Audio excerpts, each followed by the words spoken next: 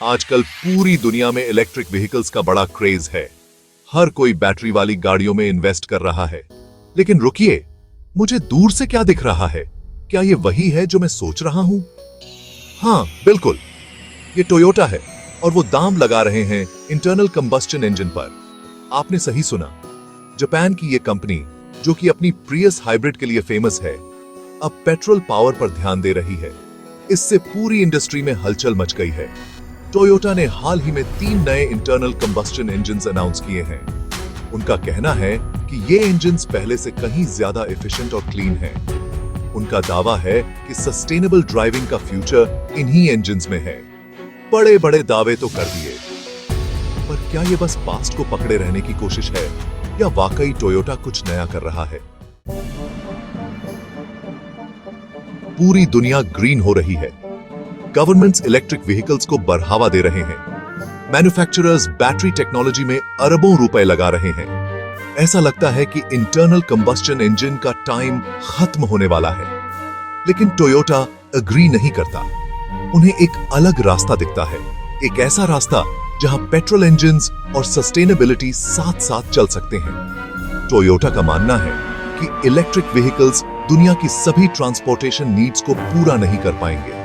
उनका तर्क है कि दुनिया के कई हिस्सों में चार्जिंग इंफ्रास्ट्रक्चर की कमी है।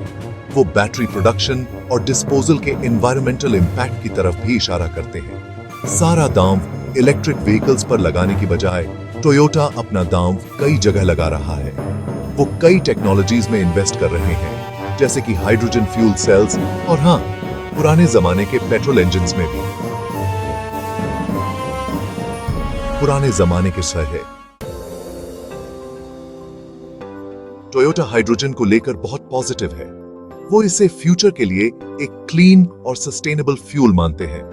हाइड्रोजन फ्यूल सेल्स हाइड्रोजन और ऑक्सीजन के बीच केमिकल रिएक्शन से इलेक्ट्रिसिटी प्रोड्यूस करते हैं। इसका बाय प्रोडक्ट सिर्फ पानी होता है। इससे ज्यादा क्लीन क्या हो सकता है?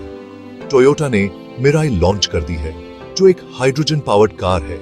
वो हाइड्रोजन पावर्ड ट्रक्स और बसेस भी डेवलप कर रहे हैं। हाइड्रोजन के साथ प्रॉब्लम इंफ्रास्ट्रक्चर की है। अभी हाइड्रोजन फ्यूलिंग स्टेशन ज्यादा नहीं है। ये मुर्गी अंडे वाली बात है। लोग हाइड्रोजन कार्स तब तक नहीं खरीदेंगे जब तक कि पर्याप्त फ्यूलिंग स्टेशंस ना हो, और कंपनीज फ्यूलिंग स्टेशंस तब तक नहीं बनाएंगी जब तक कि सड़कों पर पर्याप्त हाइड्रोजन कार्स ना हो।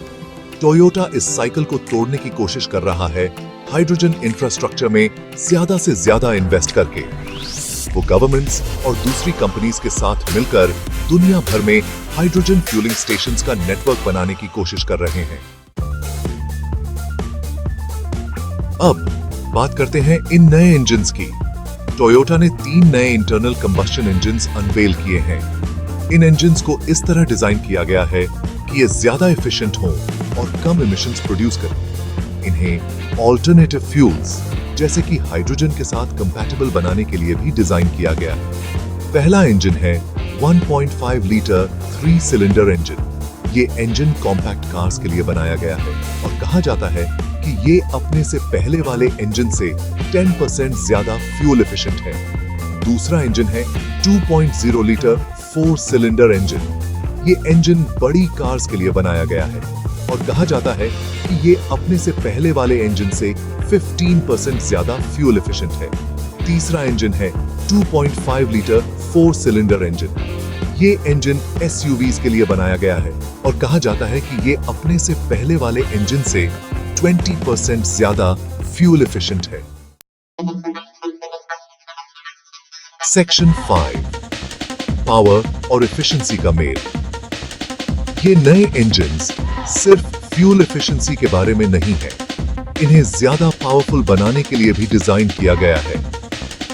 1.5 litre engine 118 horse power produce करता है। 2.0 litre engine 190 horse power produce करता है और 2.5 litre engine 204 horse power produce करता है। इतने फ्यूल एफिशिएंट इंजन्स के लिए ये बहुत ज्यादा पावर है। टोयोटा ने कई टेक्नोलॉजीज का इस्तेमाल करके ये अचीव किया है, जैसे कि variable valve timing, direct injection और टर्बो चार्जिंग। ये टेक्नोलॉजीज इंजन्स को फ्यूल की हर बूंद से ज्यादा पावर निकालने में मदद करती हैं। लेकिन असली कमाल की बात यह है कि कि ये इंजन सिर्फ पेट्रोल पर ही नहीं चल सकते, ये ऑल्टरनेटिव फ्यूल्स पर भी चल सकते हैं, जैसे कि इथेनॉल और बायोडीजल। और सबसे जरूरी बात, ये हाइड्रोजन पर भी चल सकते हैं। इसका मतलब है कि टोयोटा अलग अलग मार्केट्स और कस्टमर्स की नीड्स के हिसाब से कई तरह के पावर ट्रेन ऑप्शंस ऑफर कर सकता है।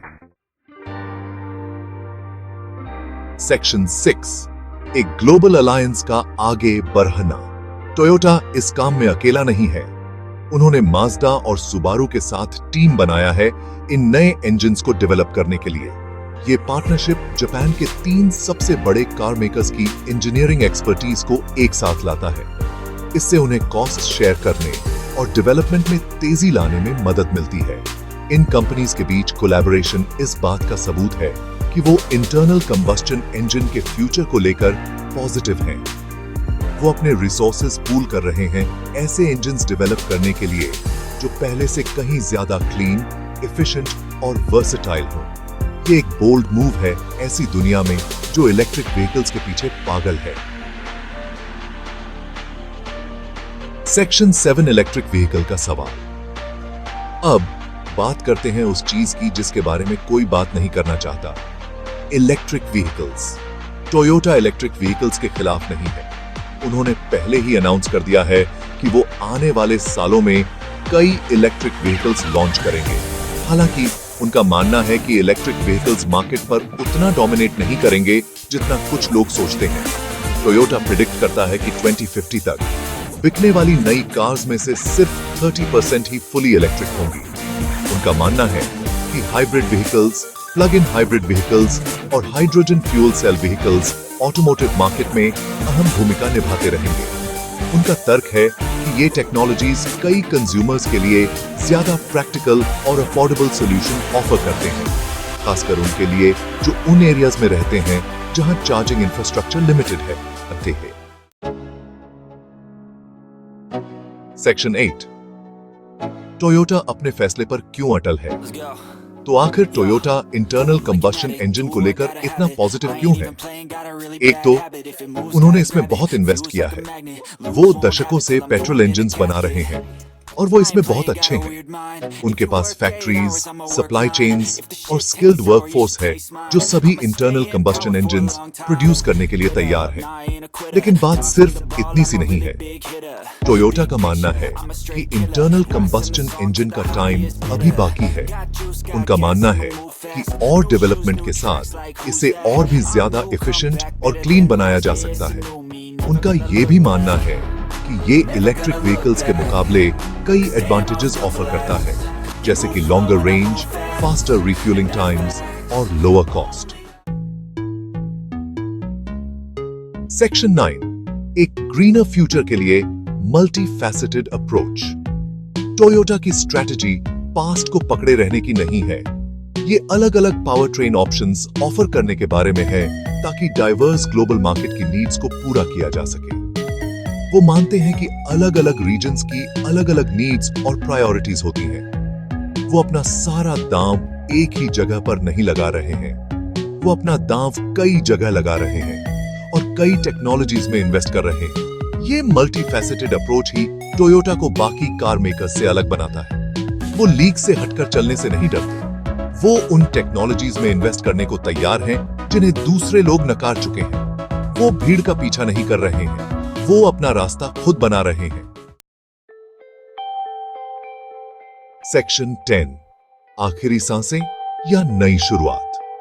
सिर्फ समय ही बताएगा कि इंटरनल कंबस्शन इंजन पर टोयोटा का दांव सही साबित होता है या नहीं। शायद ये एक डाइंग टेक्नोलॉजी की आखिरी सांसें हैं, या शायद ये ऑटोमोबाइल के इतिहास में एक नए चैप्टर की शुरुआत है। एक बात तो पक्की है, टोयोटा डिफरेंट होने से नहीं डरता, वो रिस्क्स लेने से नहीं डरता और वो स्टेटस क्वो को चैलेंज करने से नहीं डरता। एक ऐसी दुनिया में जो तेजी से बदल रही है, टोयोटा एक ऐसे फ्यूचर पर दांव लगा रहा है जहां इंटरनल कंबस्शन इंजन की अभी भी एक भूमिका है। वो सही है या गलत, ये तो आने वाला समय ही बताएगा। लेकिन एक बात तो तय है, वो बिना लड़े हार नहीं मानेंगे।